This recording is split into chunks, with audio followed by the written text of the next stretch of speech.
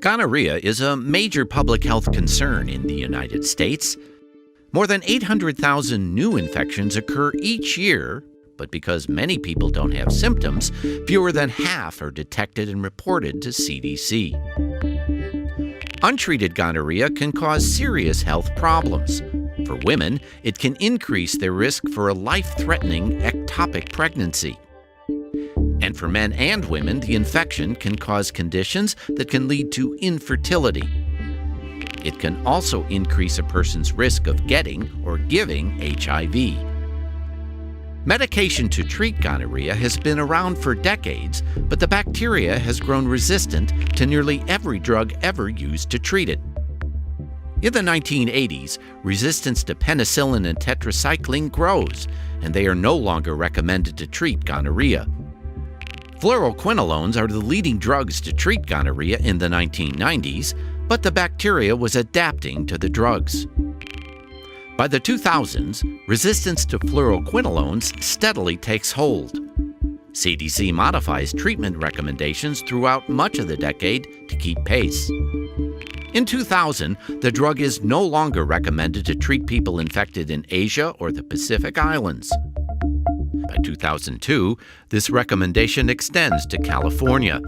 By 2004, CDC no longer recommends it for men who have sex with men in the United States.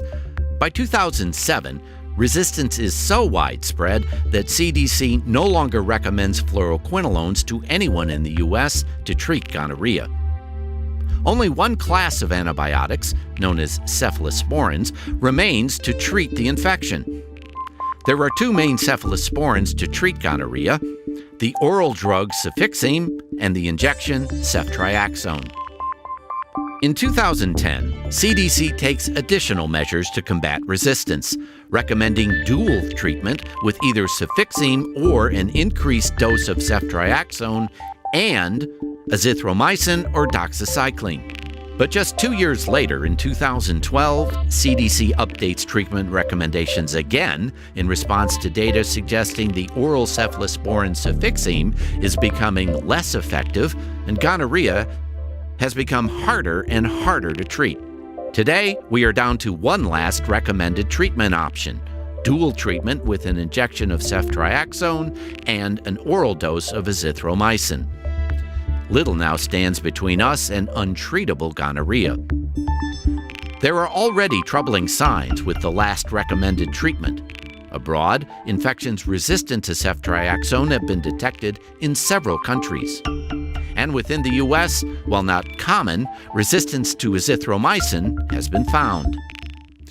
The U.S. hasn't seen treatment failure when using these two drugs together, but drug resistance is rising, and the pipeline for new drugs is shrinking. Our last treatment option won't last forever. We must keep drug-resistant gonorrhea as a leading priority. Learn more at cdc.gov/std/gonorrhea/ARG.